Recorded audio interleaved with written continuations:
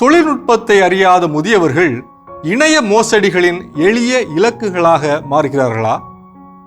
ஒரு சாதாரண தொலைபேசி அழைப்பே ஒரு முதியவரின் வாழ்நாள் சேமிப்பையே சில நிமிடங்களில் களவாட முடியுமா? வங்கி அதிகாரி என்று பேசும் அந்த குரல் உண்மையா அல்லது திட்டமிட்ட இணைய மோசடியா? முதியோர் இணைய உலகின் அருகில் செல்லலாமா அல்லது தொலைவில் நிற்கலாமா? வாருங்கள், இதற்கான தெளிவை வலை உலகத்தில் அருள்வாக்கின் ஒளியில் தேடுவோம்.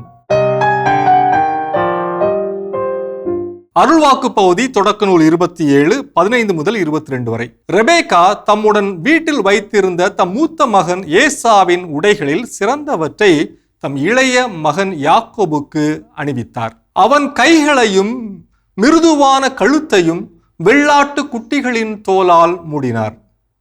அவர் சுவையான உணவு வகைகளையும் தாம் சுட்ட அப்பங்களையும் தம் மகன் யாக்கோபின் கையில் கொடுத்தார். அவனும் அவற்றை தன் தந்தையிடம் எடுத்து சென்று அப்பா என்று அழைத்தான். அவரும் மறுமொழியாக, ஆம் மகனே, நீ எந்த மகன் என்று கேட்க, யாக்கோபு தன் தந்தையிடம், நான் தான் உங்கள் தலைப்பேரான ஏசா. நீங்கள் சொன்னவாறு செய்திருக்கிறேன். எழுந்து உட்கார்ந்து என் வேட்டை பதார்த்தங்களை உண்டு மனமாற எனக்கு ஆசி வழங்குங்கள் என்றான். ஈசாக்கு தம் மகனை நோக்கி, மகனே, இது உனக்கு இவ்வளவு விரைவில் எப்படி அகப்பட்டது என்று கேட்க, அவன், உம் கடவுளாகிய ஆண்டவரால் தான் எனக்கு இது நிகழ்ந்தது என்றான். ஈசாக்கு யாக்கோபிடம், மகனே, அருகில் வா, நீ உண்மையிலேயே என் மகன் ஏசாதானா என்று நான் உன்னை தடவி பார்த்து தெரிந்து கொள்வேன் என்றார். யாக்கோபு தன் தந்தை அருகில் வந்தான். ஈசாக்கு அவனை தடவி பார்த்து, குரல் யாக்கோபின் குரல், ஆனால் கைகளோ ஏசாவின் கைகள் என்றார். விவிலியத்தில் முதிர்ந்த வயதில் இருந்த ஈசாக்கை அவருடைய மனைவியும் இளைய மகனும் சேர்ந்து ஏமாற்ற நினைத்ததை போல இன்றைய டிஜிட்டல் உலகில் முதியவர்களை சைபர் கிரிமினல்கள் பெரும் கூட்டமாக சூழ்ந்து நின்று குறிவைத்து ஏமாற்றுகின்றனர்.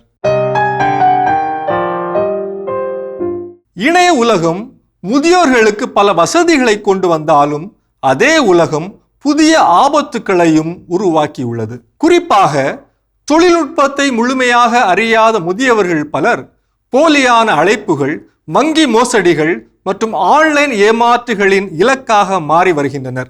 இந்தியா ஒரு வேகமான மக்கள் தொகையியல் மாற்றத்தை எதிர்கொண்டு வருகிறது.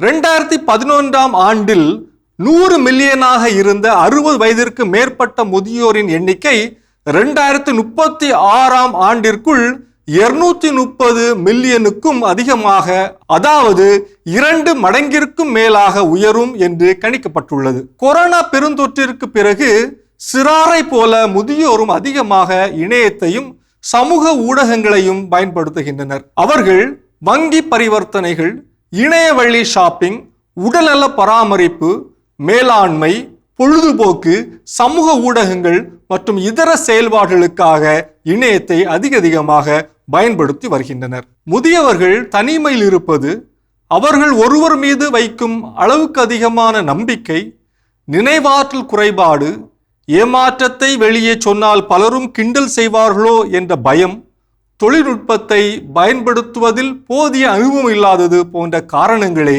சைபர் குற்றவாளிகள் முதியோரை குறிவைப்பதற்கு காரணமாக கருதப்படுகிறது.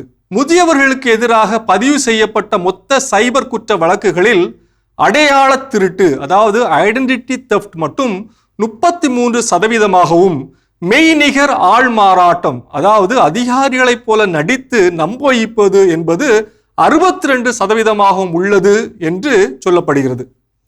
இந்தியாவில் பல முதியவர்கள் இத்தகைய குற்றங்களுக்கு இரையாவதற்கு டிஜிட்டல் விழிப்புணர்வு இல்லாமையே மிக முக்கியமான காரணங்களில் ஒன்றாகும். உங்களுடைய வங்கி கணக்கு முடக்கப்பட உள்ளது அல்லது உங்கள் KYC காலாவதியாகிவிட்டது என்று கூறி யாராவது போன் செய்தால் அதை நம்பாதீர்கள். வங்கிகள் ஒருபோதும் போனில் உங்களுடைய KYC அல்லது கடவுச்சொல்லை, பாஸ்வேர்டை கேட்காது.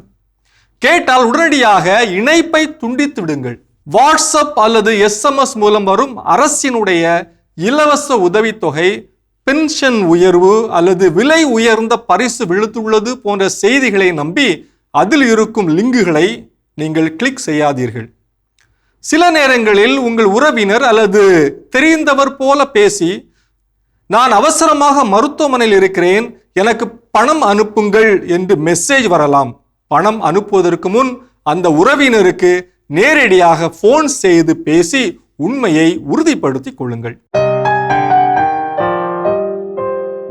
முதியவர்களுக்கு எதிரான சைபர் குற்றங்களில் குற்றவாளிகள் பெரும்பாலும் அரசாங்க அதிகாரிகள், காவல்துறை அதிகாரிகள், வங்கி பிரதிநிதிகள், தொழில்நுட்ப உதவியாளர்கள் போன்ற அடையாளத்தோடு அல்லது பாதிக்கப்பட்டவரின் உறவினர்கள் போல நடித்து ஏமாற்றுபவர்களாகவே இருக்கின்றார்கள்.